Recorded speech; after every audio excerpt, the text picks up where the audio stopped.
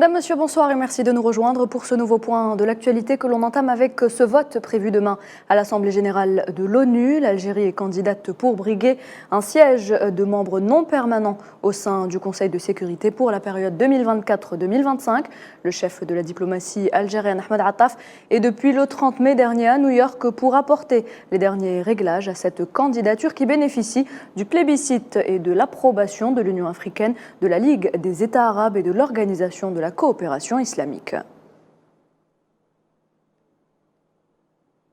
En Algérie, rendez-vous incontournable des professionnels du secteur agricole activant dans toutes les filières.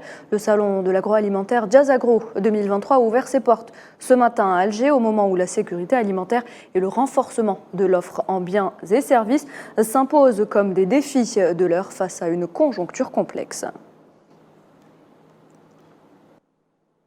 Le représentant spécial de l'ONU pour la Libye insiste sur l'urgence de la tenue d'élections libres et inclusives en Libye. Abdoulaye Bathily a, dans un tweet, annoncé avoir souligné la nécessité de tenir ces élections et rappelé les efforts en cours du Conseil présidentiel de l'Union africaine, de la MANUL et d'autres partenaires en matière de réconciliation nationale. Bathily qui a également souligné la centralité des droits de l'homme dans le travail de l'ONU avec les partenaires libyens.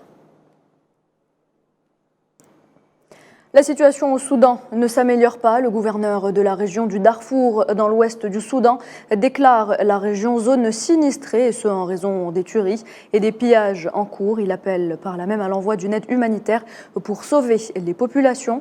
Au cours des derniers jours, les États du nord, de l'ouest et du sud du Darfour ont été témoins de violents affrontements entre l'armée soudanaise et les forces de soutien rapide. On reste en Afrique, toujours au Nigeria, au moins 30 personnes ont été tuées samedi lors d'attaques menées par des hommes armés dans plusieurs villages de l'état de Sokoto, dans le nord-ouest du pays. Selon la police, les personnes tuées appartenaient à un groupe d'autodéfense de la zone du gouvernement local de Tangaza. L'actualité au Proche-Orient, les Palestiniens commémorent ce lundi le 56e anniversaire de la Nakba dans un contexte de poursuite de l'escalade des violences des forces de l'occupation et des colons à l'encontre du peuple palestinien.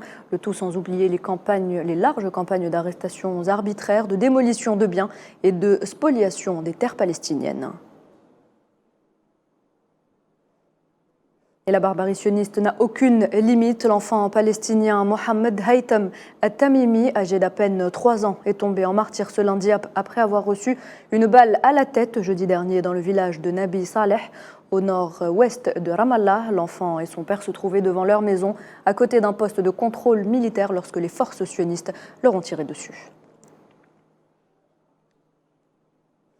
L'armée iranienne et l'ambassade iranienne en Arabie Saoudite rouvre ses portes demain mardi, un acte qui scelle le rapprochement entre les deux puissances après plus de 7 ans de rupture. On rappelle que Téhéran et Riyad ont conclu en mars dernier un accord surprise par l'entremise de la Chine prévoyant la réouverture de leurs ambassades respectives et la mise en œuvre d'accords de coopération économique et de sécurité signés il y a plus de 20 ans.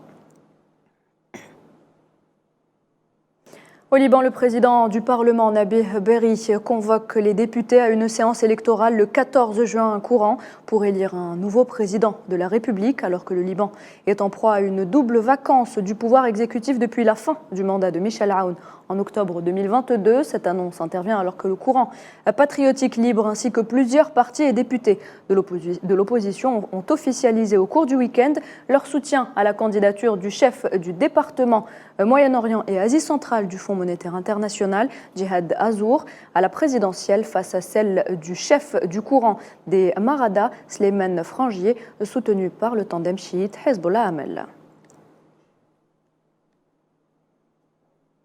Et voilà, c'est la fin de ce point de l'actualité. Merci de l'avoir suivi. Je vous retrouve à 19h pour le journal de la rédaction.